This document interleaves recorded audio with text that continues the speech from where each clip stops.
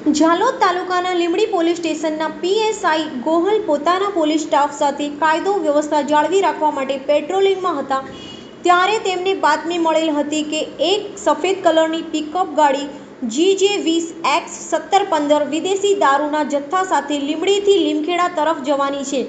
ત્યારે પીએસઆઈ ગોહલ દ્વારા લીંબડી બાયપાસ નજીક લીમખેડા જતા રસ્તા પર થોડીક આગળ પોલીસ સ્ટાફ ગોઠવી વોચ કરી રહેલ હતા। અચાનક બાતમીવાળું વાહન આવતા જોવાતા પોલીસ દ્વારા દૂરથી વાહન રોકવાનો ઇશારો કરવામાં આવતા પિકઅપ ગાડીના ચાલક દ્વારા રોડ પર ઊભી રાખી અંધારાનો લાભ લઈ નાસી ગયેલ હતો। જ્યારે ગાડીના ચાલક પાસે બેસેલ અન્ય વ્યક્તિને પોલીસ દ્વારા અટકાયત કરવામાં આવી હતી। ઝડપાયેલ વ્યક્તિનું નામ પૂછતા તેણે તેનું નામ રમેશ માનસિંહ ડામોર વિહાર થાંધલા અને ફરાર ગાડી ચાલકનું નામ પૂછતા તેનું નામ સાધુ માલા ડામોર પાછલી ભીત થાંધલા બતાવેલ હતું તેમજ પિકઅપ ગાડીના માલિકનું નામ ગુજકોપમાં સર્ચ કરતા તેનું નામ દિનેશ જીલુ મુનિયા મોડાસા જણાઈ આવેલ હતું।